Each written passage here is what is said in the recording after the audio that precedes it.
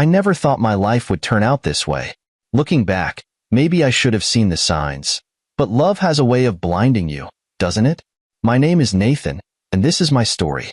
I was born and raised in a small farming town, where life was simple but honest. My parents, hardworking and devoted, instilled in me the value of labor, patience, and integrity. We weren't rich, but we never went hungry, and I grew up understanding that every meal on our table came from the sweat on our brows. My childhood was filled with early mornings, feeding livestock, tilling the land, and evenings spent under the stars, listening to my father's stories. Life had rhythm, purpose, and structure. Then I met Sophia. She was different from the girls in my town. More polished, more ambitious. She wasn't the kind to get her hands dirty or wake up before dawn to tend to crops. She came from a family that valued wealth and success, though they weren't particularly rich themselves. I suppose that's what drove her, the hunger for something more. The first time I saw her, she was standing at the counter of a small bookstore in town, her nose buried in a business magazine. She looked so out of place in her pressed blouse and delicate gold bracelet, yet strangely, I found myself drawn to her. We started talking, and before I knew it, we were inseparable. She liked the way I saw the world, how simple yet structured my life was. I liked her fire, the way she dreamed big and made me feel like I could too. We balanced each other. Or so I thought. Our relationship was fast. Too fast, maybe. Within a year, we were engaged. My parents, though cautious, gave their blessing and even paid for the wedding. Not because I asked them to, but because they wanted to give us a good start. That's the kind of people they were, giving, selfless. My father, a man of few words, pulled me aside the night before the wedding. His voice was gruff but gentle. "Son, love is more than just feelings. It's about respect, about having each other's backs when times get tough. Make sure she understands that too." I nodded, confident that Sophia and I were on the same page. After we got married, my parents bought us an apartment in the city, a place Sophia had always dreamed of living. I still remember the way her face lit up when we first stepped into that apartment. Marble floors, floor-to-ceiling windows, a kitchen she hardly ever used. It was everything she wanted, and because I wanted her to be happy, it became what I wanted too. I found a job at a construction firm, working long hours, saving every penny. Sophia, on the other hand, wasn't too keen on work. She tried a few office jobs, but always found reasons to quit. "They don't pay me what I deserve," she'd say. "I'm meant for bigger things." I didn't argue. I just worked harder. At first, our marriage was good. We laughed, we planned for the future, and we lived comfortably, thanks to the support from my parents. They never let us struggle. Always there to help with bills, buy us a new car, even cover vacations. My mother would remind me, "You're our only son. We just want you to be happy." I was grateful, but looking back, I realize now that Sophia wasn't. She saw their kindness as a given, something she was entitled to. "That's what parents do," she'd say whenever I thanked them. "They're supposed to help." I should have known then. I should have seen the signs, the little ways she dismissed hard work, the way she resented my roots, the way she never truly saw my parents' generosity for what it was, love. But love makes you ignore the things you shouldn't, doesn't it? It was little things at first. She never wanted to visit my parents' farm. "It smells like manure," she'd complain. "I don't want to ruin my shoes." She hated when my father asked for help with anything, whether it was fixing a fence or changing the oil in the car. "I married you, not your farm," she'd say with a laugh, as if it were a joke. I laughed too, because what else was I supposed to do? I loved her, and love meant compromise, didn't it? But now, looking back, I see it clearly. Sophia never compromised. She only took. Still, I held on, believing that one day, she'd appreciate the life we had, the life I built for us. I just didn't know she had other plans. I always believed that love could smooth out differences, that if you worked hard enough at a marriage, if you gave it everything, then surely things would fall into place. That's what my parents taught me. Love was about patience, about standing by each other no matter how hard things got. But Sophia didn't see it that way. At first, it was subtle. Little things that I brushed off, thinking they didn't mean much. She started complaining more, About our home, about my job, about how she felt trapped in a life that wasn't going anywhere. Nathan, don't you ever want more? She asked one evening, staring out of our apartment window at the city lights. I frowned. What do you mean? She turned to face me, arms crossed. I mean, look at us. Living in this tiny apartment, working jobs that barely excite us. I don't want to be stuck in this cycle forever. I want a bigger life. Don't you? I did. But I also knew that big lives came from hard work. I told her we were building towards something, that these years of grinding would pay off, that one day, we'd have enough to buy a house, start a business if we wanted, travel. One day, she echoed, sighing. She didn't like waiting. She didn't like effort. She wanted shortcuts. The visits to the farm, the tension between us grew every time I suggested visiting my parents. Do we have to? She'd groan. It's always the same. Your dad lectures me on hard work. Your mom keeps asking when we're having kids. And the smell, Nathan. I can't.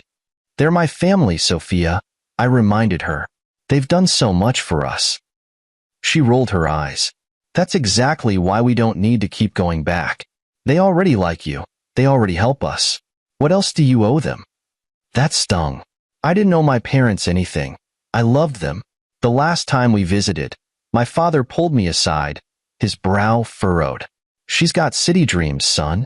That's fine. But does she understand that real life isn't just about luxury? I laughed it off, but deep down, his words planted a seed of doubt. Sophia wasn't lazy, at least, that's what I told myself. She just wanted something different. She wasn't ungrateful. She just didn't understand where I came from. I made excuses for her, because that's what love does, right? It makes you see what you want to see.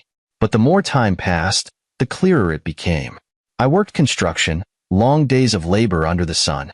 It wasn't glamorous, but it was honest work, and I was good at it. Every evening, I'd come home exhausted, covered in dust, only for Sophia to look at me with mild disgust. You're ruining the couch with all that dirt. I started showering the second I got home, just to avoid her complaining. She, on the other hand, barely worked. She took on jobs but quit after a few months. They don't pay me enough, she'd say. I deserve better. Better? We were 23 and 24. No one deserved a CEO position overnight. We had to earn it. But Sophia didn't see it that way. She started making new friends. People who lived flashy lives, who bragged about their travels, their expensive dates, their designer clothes. One night, she came home glowing after dinner with one of these friends. Nathan, listen to this. Lauren's husband just invested in some tech startup, and now they're millionaires. They barely have to work anymore. I nodded. That's great for them. We should be doing things like that. Like what? She sighed, frustrated. Like finding ways to make money without slaving away for it. You work so hard, Nathan. We both do. But what if we could be smarter instead? That's when I knew. She didn't want effort. She wanted easy money. She started talking about getting into luxury real estate, about flipping houses, about passive income, all things she had zero experience in. But to her, the idea of working a normal job seemed beneath her now. And when I told her that wealth wasn't instant, that every millionaire had to build their fortune from the ground up, she scoffed. That's such a small-minded way to think. That's when I realized. She wasn't looking for success. She was looking for an escape. The turning point, the final straw, came when she suggested I quit my job and think bigger. Nathan, construction is fine for now, but don't you want to do something bigger with your life? Like what, Sophia? Pay our rent with hopes and dreams. She rolled her eyes. No, but you could try investing. We could take risks. If we put money into something that pays off, we'd never have to work again. My parents paid for our wedding. They bought us this apartment. They covered our vacations. And now she wanted me to risk it all on some fantasy? I didn't argue. I just let her talk. Because by then, I understood. Sophia never wanted partnership. She wanted a way out. And I had a sinking feeling she was going to find one soon. It happened on a Tuesday. A completely normal, uneventful Tuesday. I remember it because I had just come home from work, exhausted. My boots still caked in dust. Sophia was sitting on the couch, scrolling through her phone like she usually did when I got home. But something was different that day. She wasn't just scrolling. She was grinning, a grin I hadn't seen in years. I set down my lunchbox and walked over. "What's up?" She didn't even look at me, just kept staring at her phone, her fingers typing away furiously. "My Uncle Martin died." I blinked. "What?" She said it so casually, like she was talking about the weather. I knew she had an uncle, a wealthy businessman who lived in another state, but they had never been close. She barely ever spoke about him. I sat down, unsure of how to respond. "I'm sorry. Are you okay?" She finally looked up, her eyes bright, her grin even wider. "Nathan, don't be sorry. This is the best news ever." My stomach twisted. "What do you mean?" She leaned forward, her hands shaking with excitement. "He left me everything. $10 million. Nathan, $10 million. I felt my jaw tighten. Wait, what? His business, his houses, all of it. He had no kids, no wife. I'm his only blood relative. I just got off the phone with the lawyer. It's all mine. I should have been happy for her. Should have smiled, hugged her, celebrated. After all, wasn't this what she had always wanted? Wealth, freedom, a life where she didn't have to work a day in her life. But instead, I felt something else. Something cold. Something wrong. She barely knew her uncle. She barely spoke to him. And yet, here she was, grinning about his death like she had just won the lottery. I swallowed the unease and forced a smile. "That's a lot of money, Sophia." She clapped her hands together like an excited child. "I know. Can you believe it? We're rich, Nathan. We don't have to struggle anymore." "We?" I didn't say anything, just nodded. But something in me knew there was no we in this. The shift that night, Sophia didn't sleep. She stayed up for hours, pacing, making lists, calling people, planning. By the next morning, I knew. She wasn't thinking about our future together. She was thinking about her future without me. She started acting different almost immediately. She quit her job, one she barely worked at anyway, without even bothering to tell me. I only found out when I noticed she was still home at noon, sipping a mimosa like a woman on permanent vacation. She stopped cooking, stopped doing anything around the apartment. Not that she ever did much, but now, it was like she didn't even see me anymore. It wasn't long before she started dressing differently. Designer bags, expensive heels, outfits that screamed money. But the biggest change? She stopped pretending to care. She started going out alone, coming home at odd hours, barely speaking to me except to bark out demands. The confession one evening, she came home late, practically glowing. I was sitting at the kitchen table, eating leftovers from the night before. She waltzed in, heels clicking against the floor, a bottle of expensive champagne in one hand. I looked up. "Where were you?" She smirked. "Celebrating." I put my fork down. "Celebrating what?" She poured herself a glass of champagne and took a slow sip before answering. "My new life." I stared at her.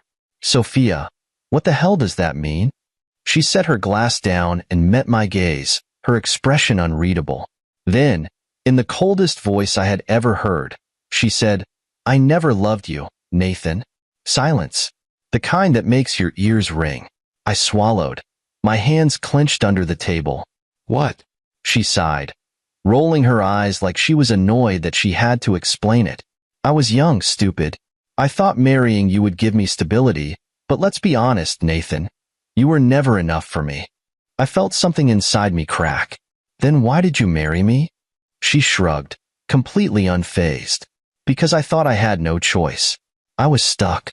Your parents had money, and I figured if I played my cards right, I'd never have to work. But now?" She smiled, slow and cruel. "Now I don't need you anymore." I sat there, staring at her, feeling like I had been punched in the gut. She wasn't done. "I want a divorce." The words landed like a hammer. I gripped the edge of the table, my knuckles turning white. "You're leaving me? Because you have money now?" She laughed. "Obviously." The final blow, I felt 1,000 emotions at once. Rage, humiliation, betrayal. But most of all, relief. Because now I knew. Now I saw her for what she really was. I took a deep breath and nodded. "Okay. That made her pause. Wait, what? I stood up, wiped my hands on a napkin, and met her gaze with calm, steady eyes. You want a divorce? Fine, but I'm keeping the house. Her smirk faltered. What? I smiled, slow and deliberate. You don't need it, right? You're rich. You can buy 100 houses. But this one… I patted the kitchen counter. This one stays with me. She opened her mouth, then shut it. I could see the wheels turning in her head. She didn't care about this place anymore. It wasn't good enough for her. Finally, she shrugged. Fine, keep your little house. I have bigger things waiting for me. And with that, she walked away, already calling someone, already planning her next move. I watched her go, my stomach tight with something I couldn't quite name. She thought she had one. She had no idea what was coming next. You would think after a betrayal like that, after hearing the woman I spent years loving and supporting tell me to my face that I was nothing to her, that I'd explode. That I'd scream, throw things, demand answers.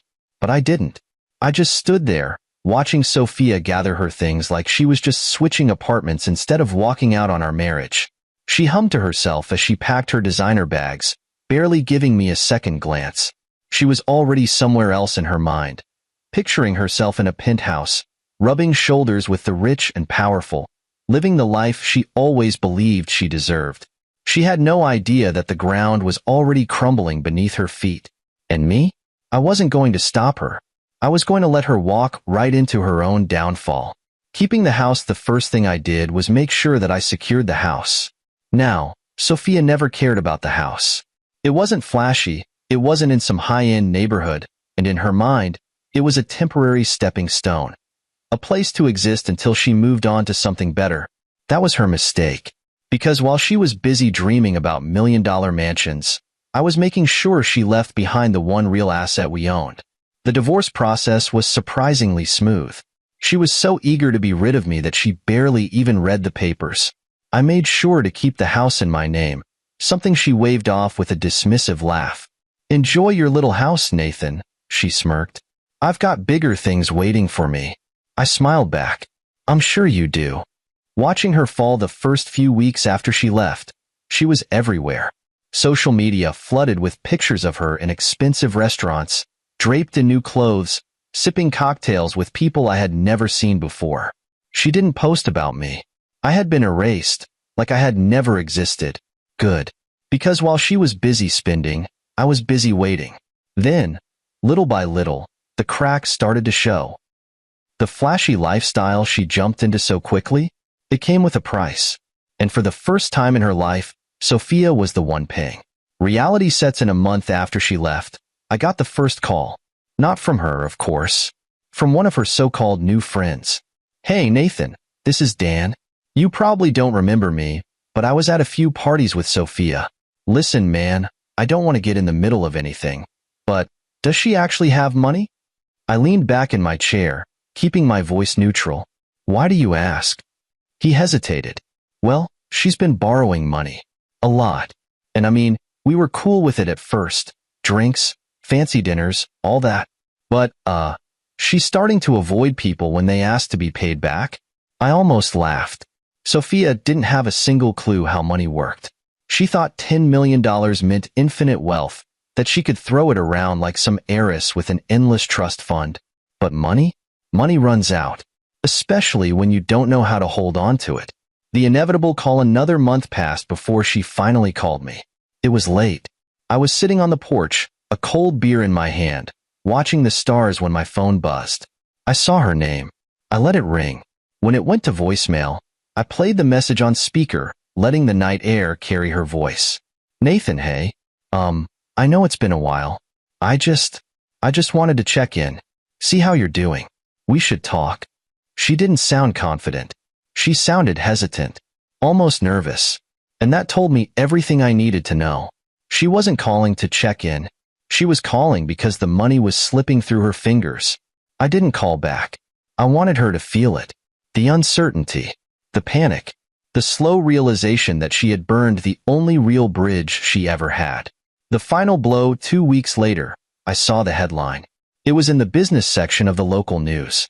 Millionaire's estate buried in debt, family left with nothing.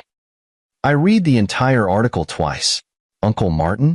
The man she thought had left her an empire? He had been drowning in debt. Turns out, his business had been struggling for years.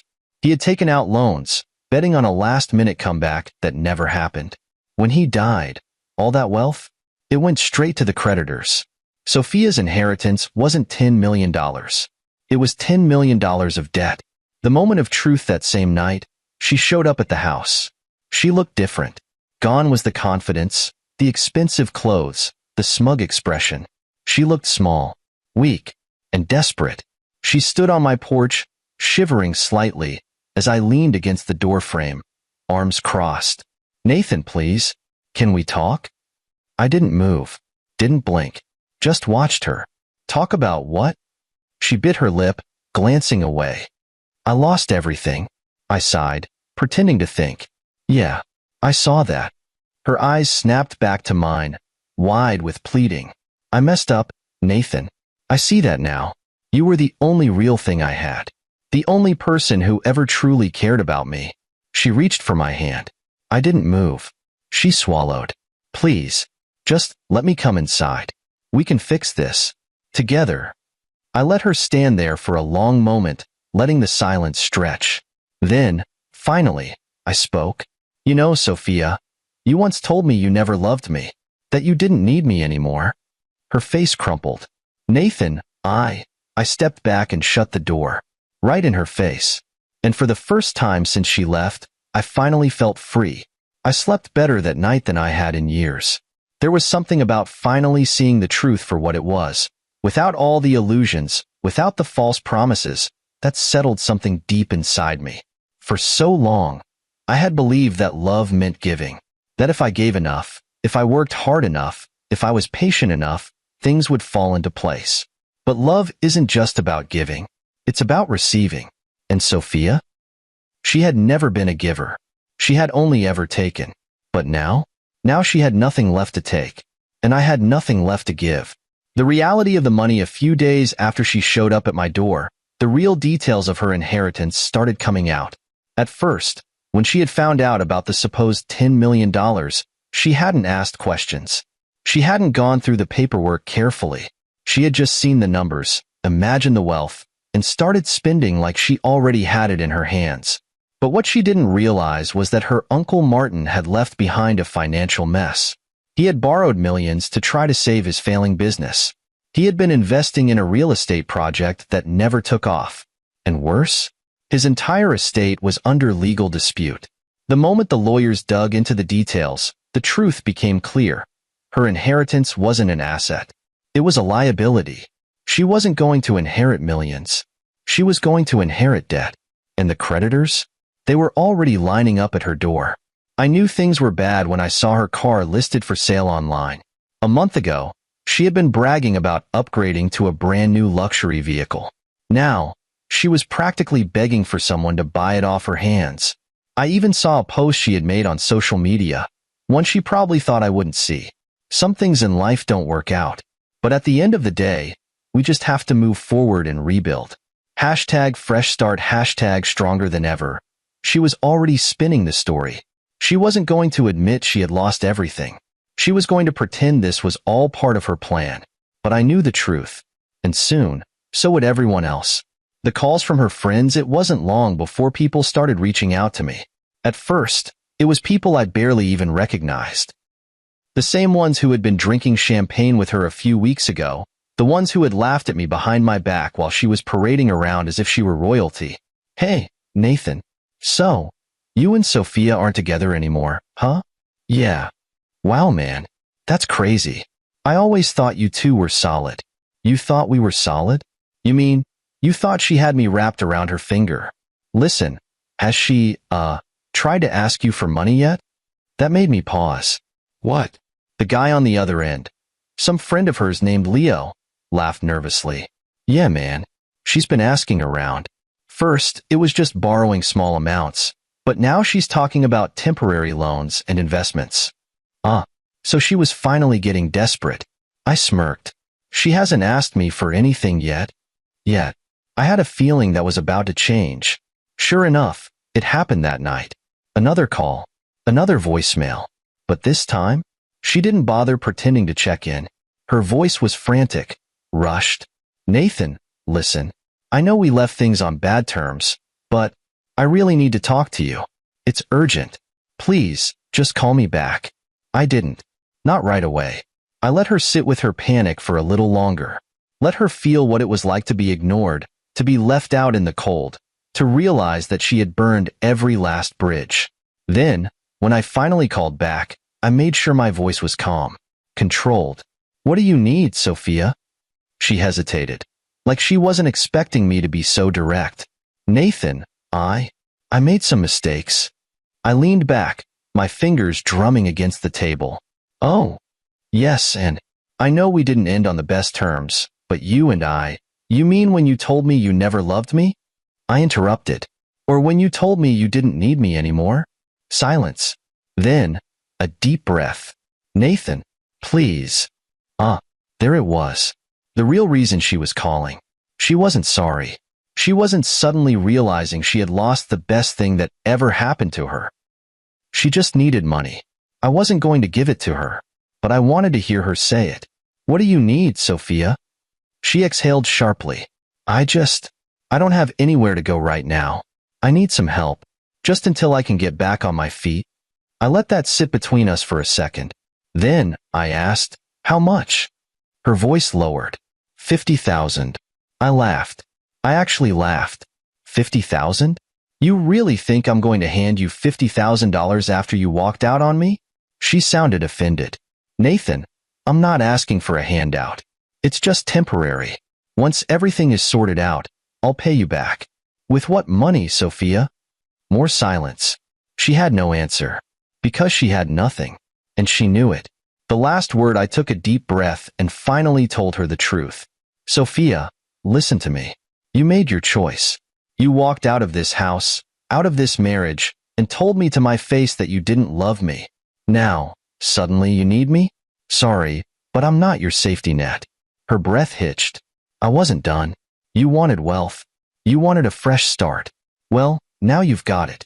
Enjoy it. And with that, I hung up. And for the first time in a long time, I felt nothing but peace. They say karma doesn't miss. That no matter how long it takes, it always finds its way home. I never used to think about karma much. I figured people made their choices, and life just happened. But after Sophia walked out of my life, after she spent her inheritance like it was burning a hole in her hands, after she dismissed me like some unwanted relic from her past, I believed. Because I watched karma tear her world apart. The beginning of the fall, the night I turned her down for money, Sophia didn't call again. Not for a while, at least. At first, she probably still had hope. Maybe she thought she could charm her way back into the good graces of the people she once surrounded herself with. After all, she had been the center of attention. The girl with a fortune at her fingertips, the one who could buy rounds of drinks without blinking, who dripped in designer brands and walked with the confidence of someone untouchable. But money doesn't just disappear. It runs out. And when it does, so do the people. Sophia must have learned that the hard way. Because not long after our last conversation, I started hearing stories. From her old friends. From mutual acquaintances. From people who had once worshipped her wealth and were now laughing at her behind her back. She was a joke now. It started slow.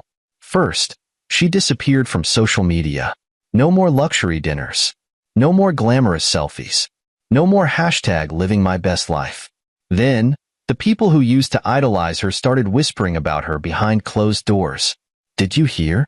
She's selling off her designer bags. I saw her trying to get into a VIP event the other day. They didn't even let her in. She borrowed money from me last month and hasn't paid it back. The same people she had abandoned me for? The same ones who had encouraged her to leave behind her ordinary life?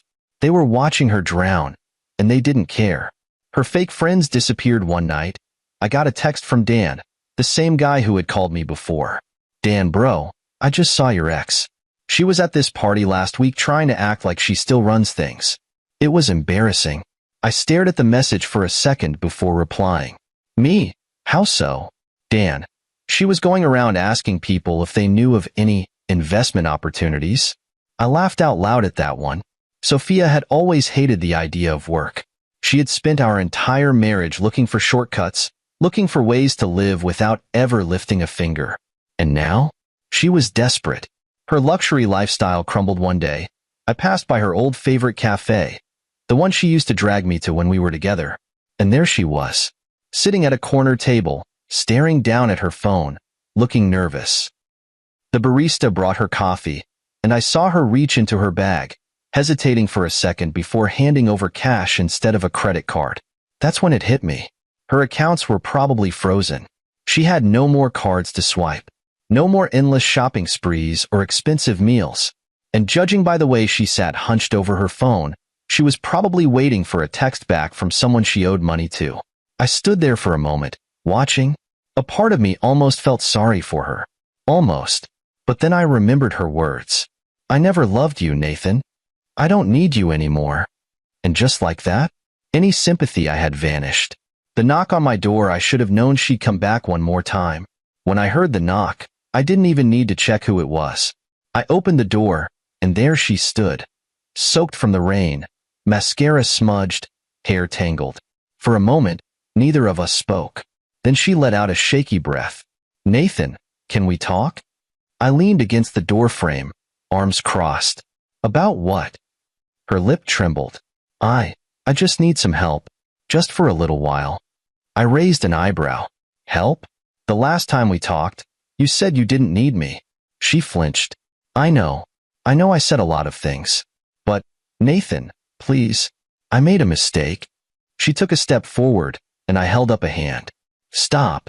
She froze. I tilted my head. Let me guess. The money's gone?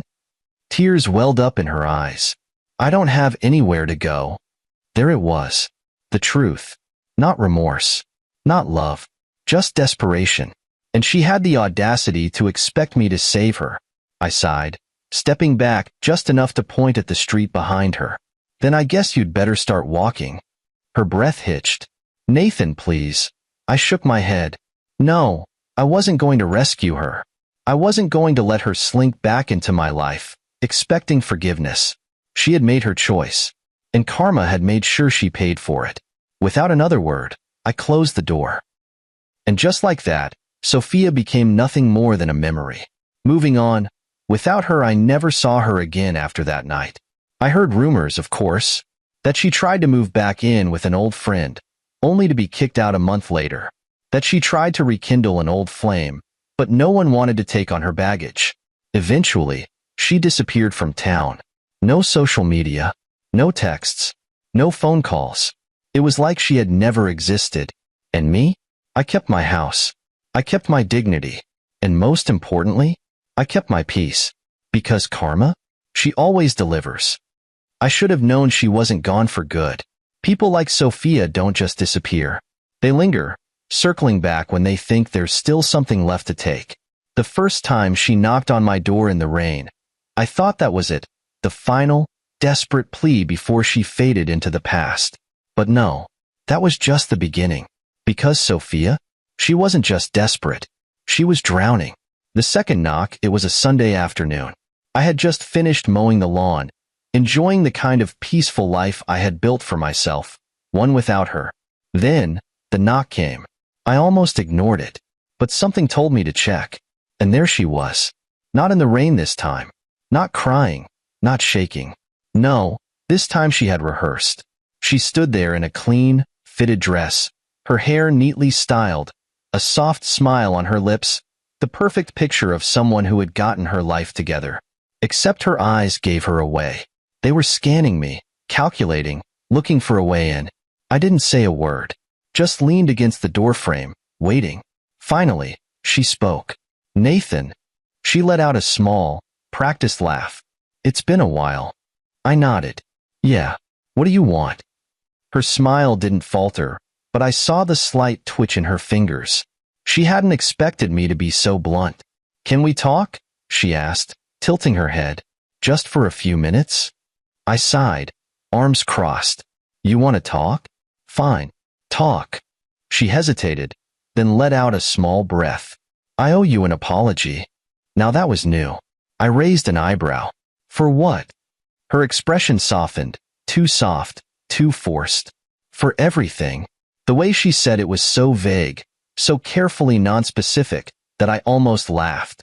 I didn't take the bait. You'll have to be more specific. She blinked, then let out a small sigh. For leaving you. For how I treated you. For making the mistakes I did. Mistakes. Not choices.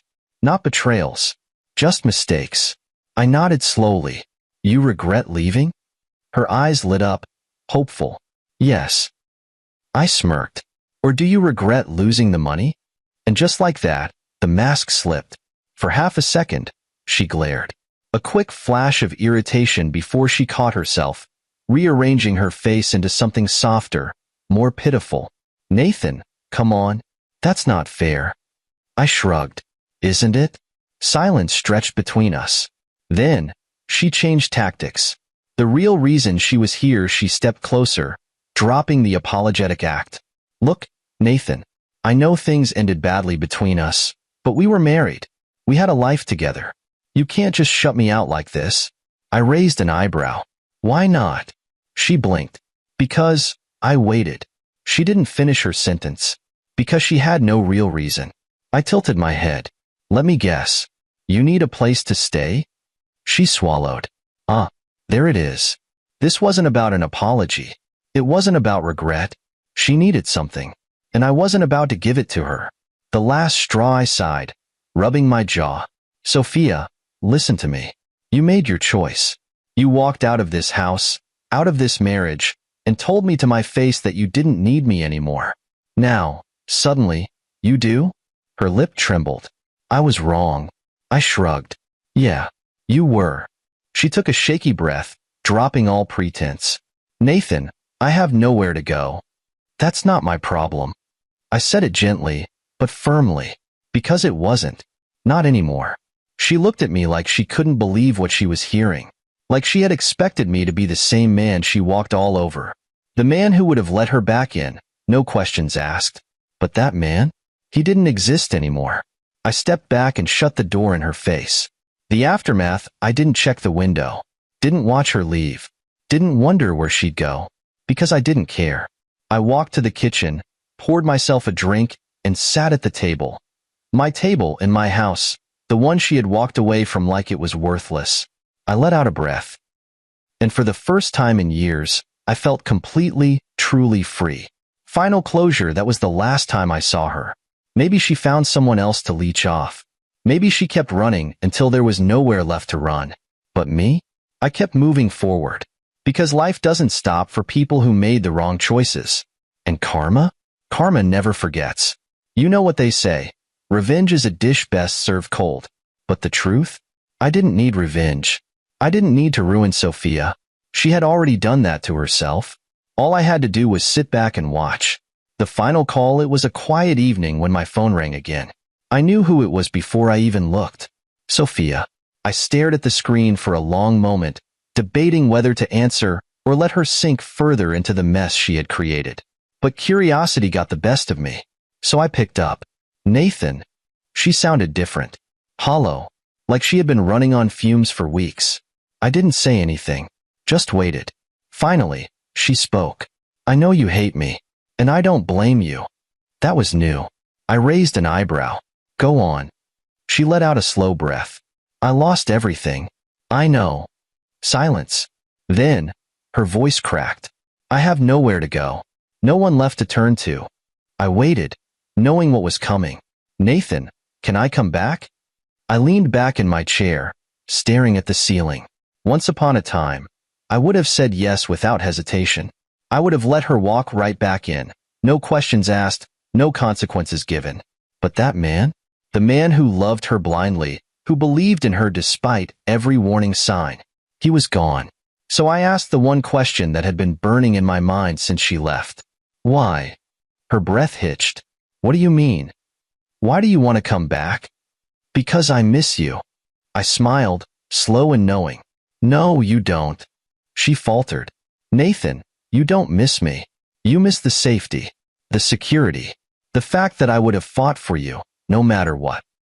I could hear her holding back tears. I sighed. You made your choice, Sophia, and now you have to live with it.